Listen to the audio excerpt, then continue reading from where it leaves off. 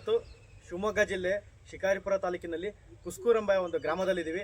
So ಕಳೆದ ಕೆಲವು 15 ದಿವಸದ ಹಿಂದೆ ನಮ್ಮ ವಿಕ್ಟರಿ ಕಿಟ್ ಸಂಸ್ಥೆಯ ಸಾವಯವ ಉತ್ಪನ್ನಗಳನ್ನು ಈ ಶುಂಠಿ ಕ್ರಾಪಿಗೆ ಅಂದರೆ ಜಿಂಜರ್ ಕ್ರಾಪಿಗೆ ನಾವು ಡ್ರಂಚಿಂಗ್ನ ಮಾಡಿಸಿದ್ವಿ ಗಂಗಾಧರನ ಸರ್ನ ಒಂದು ಹೊಲಕ್ಕೆ.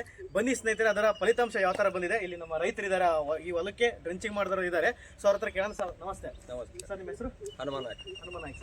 ಸರ್ ಒಂದು ವಾರದಿಂದ ನೀವು ಡ್ರಿಂಚಿಂಗ್ ಮಾಡಿದ್ರಿ ಅಂತ ಹೇಳಿದ್ರಿ. ಸೊ ಡ್ರಿಂಚಿಂಗ್ ಮಾಡಿದ್ಮೇಲೆ ಯಾವ ಥರ ಚೇಂಜಸ್ ಆಗಿದೆ? ಡ್ರಿಂಚಿಂಗ್ ಮಾಡೋಕ್ಕಿಂತ ಮುಂಚೆ ಯಾವ ಥರ ಇತ್ತು ಸ್ವಲ್ಪ ಹೇಳ್ಬೋದಾ ಸರ್? ಒಂದು ವಾರದ ಮುಂದೆ ಕಡ್ಡಿ ಹಂಗೆ ನಿಂತಿತ್ತು. ಹಾಂ ಸರ್. ಪೂರ್ತಿ ಪ್ಲಾಟಿಸನ್ ಹಂಗಿತ್ತು. ಹಾಂ. ಈಗ ಹೊಡೆದ ಒಂದು ವಾರ ಆಯ್ತು ಡ್ರಿಂಚಿಂಗ್ ಮಾಡಿ. ಡ್ರಿಂಚಿಂಗ್ ಮಾಡಿದ ಮೇಲೆ ಅದಕ್ಕೆ ಕಳೆನೇ ಬೇರೆ ಆಗಿದೆ. ಚೆನ್ನಾಗಿದೆ. ಚೆನ್ನಾಗಿ ಮನಸ್ಸಿಗೆ ಏನು ಅನ್ಸಿದೆ ಸರ್? ಖುಷಿ ಬರ್ತಾ ಇದೆ. ನಾನು ನಮ್ಮ ಹುಡುಗಕ್ಕೆ ಹೇಳಿದೆ, ಮೊದಲು ಕಡ್ಡಿ ಹಂಗಿತ್ತು, ಡ್ರಿಂಚಿಂಗ್ ಮಾಡಿದ್ಮೇಲೆ ಚೆನ್ನಾಗಿದೆ ತಮ್ಮ, ಇದೇ ಇನ್ನೊಂದ್ಸಲಿ ಮಾಡಿದ್ರು ಪರವಾಗಿಲ್ಲ ಅಂತ ನಾನು ನಮ್ಮ ಹುಡುಗಕ್ಕೆ ಹೇಳಿದೆ.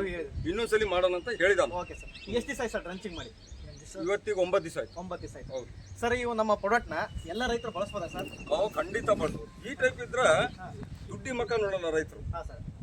ಈ ತರ ಮಕ ಆಯ್ತು ಅಂದ್ರೆ ದುಡ್ಡಿ ಮಕ ನೋಡಲ್ಲ, ಯಾವ ರೈತರು ಮಕ ನೋಡಲ್ಲ. ಮಾಡಿ ಫೇಲ್ ಆಯ್ತು ಅಂದ್ರೆ ಜನಗಳಿಗೆ ಬೇಸರ ಆಗುತ್ತೆ.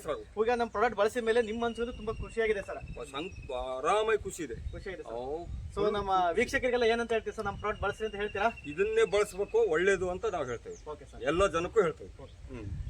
ಧನ್ಯವಾದಗಳು ಸರ್. ಧನ್ಯವಾದ. ನೋಡಿದ್ರಲ್ಲ ಸ್ನೇಹಿತರೆ, ಸೊ ನಮ್ಮ ಸರ್ ಬಳಸಿದ ಮೇಲೆ ಯಾವ ತರ ಅದನ್ನ ಚೇಂಜಸ್ ಆಗಿದೆ ಅಂತ ಹೇಳ್ತಾರೆ. ಸೊ ಪ್ರತಿಯೊಬ್ಬರು ರೈತರು ಕೂಡ ಸಾವಯವ ಕೃಷಿನ ಮಾಡ್ರಿ. ಇವತ್ತು ದೇಶದ ಪ್ರಧಾನಿಯವರೇ ಹೇಳ್ತಾ ಇದ್ದಾರೆ, ಎಲ್ಲಾ ರೈತರು ಕೂಡ ಸಾವಯವ ಕೃಷಿನ ಮಾಡಿ, ಸಾವಯವ ಉತ್ಪನ್ನಗಳ ಯೂಸ್ ಮಾಡ್ರಿ ಅಂತ.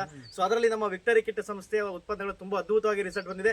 ಅಷ್ಟೇ ರೈತರಿಗೆ ರೀಸನಬಲ್ ರೇಟ್ ಅಲ್ಲಿ ಇದೆ. ಸೊ ಪ್ರತಿಯೊಬ್ಬ ರೈತರು ಕೂಡ ಸೊ ನಮ್ಮ ವಿಕ್ಟರಿ ಕಿಟ್ ಸಂಸ್ಥೆಯ ಸಾವಯವ ಉತ್ಪನ್ನಗಳ ಯೂಸ್ ಮಾಡ್ರಿ ಅಂತ ಈ ವಿಡಿಯೋ ಮುಖಾಂತರ ಕೇಳ್ಕೊಳ್ತೀನಿ. ಸೊ ಧನ್ಯವಾದಗಳು ಸ್ನೇಹಿತರೆ. Thanks sir. ಆಯ್ತು, ಮತ್ತೆ ಸರ್ ಬರ್ತಿರ್ತೀವಿ ಹಂಗೆ. ಖಂಡಿತ.